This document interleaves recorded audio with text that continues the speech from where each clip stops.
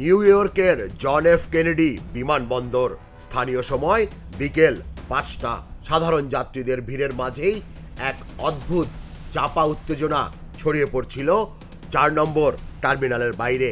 মুহূর্তেই সবকিছু উলটপালট হয়ে যায়।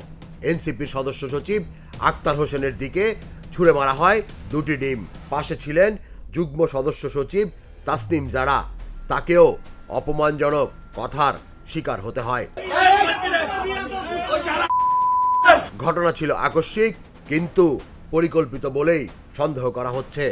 কারণ প্রধান উপদেষ্টা ডক্টর মোহাম্মদ ইউনূস ও সরকারি কর্মকর্তারা বিশেষ প্রটোকলে বিমানবন্দর ত্যাগ করলেও সঙ্গে থাকা 5 রাজনৈতিক নেতাকে রহস্যজনকভাবে আলাদা করে দেয়া হয়।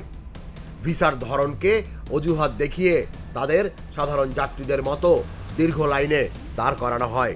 এ সময় নিরাপত্তার ফাঁক গলে আক্রমণের সুযোগ পায় হামলাকারীরা। অন্তর্বর্তী সরকার একে রাজনৈতিক উদ্দেশ্য প্রণোদিত হামলা বলে দাবি করেছে। সরাসরি দায় চাপিয়েছে ক্ষমতাচ্যুত আওয়ামী লীগ সমর্থকদের উপর। সরকার জানায়, বিমানবন্দরে ভিভিআইপি প্রবেশাধিকার অস্বীকার করে কর্তৃপক্ষ ঝুঁকি বাড়িয়ে দেয়।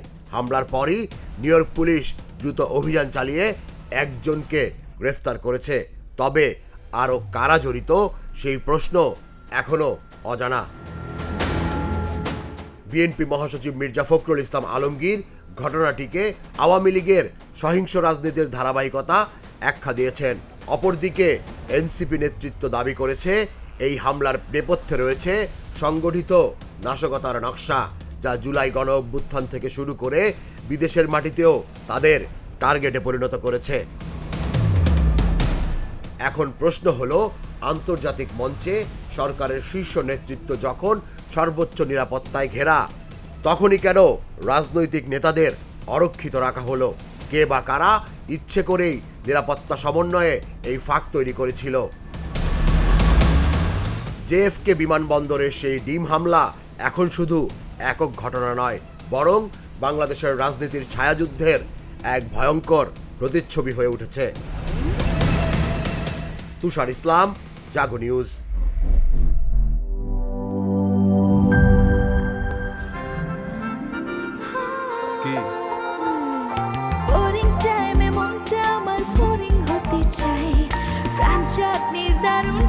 কোথায় যে হারায় টক ঝাল মিষ্টি স্বাদে মনটা মেতে ওঠে প্রাণ চাটনির দারুণ স্বাদে।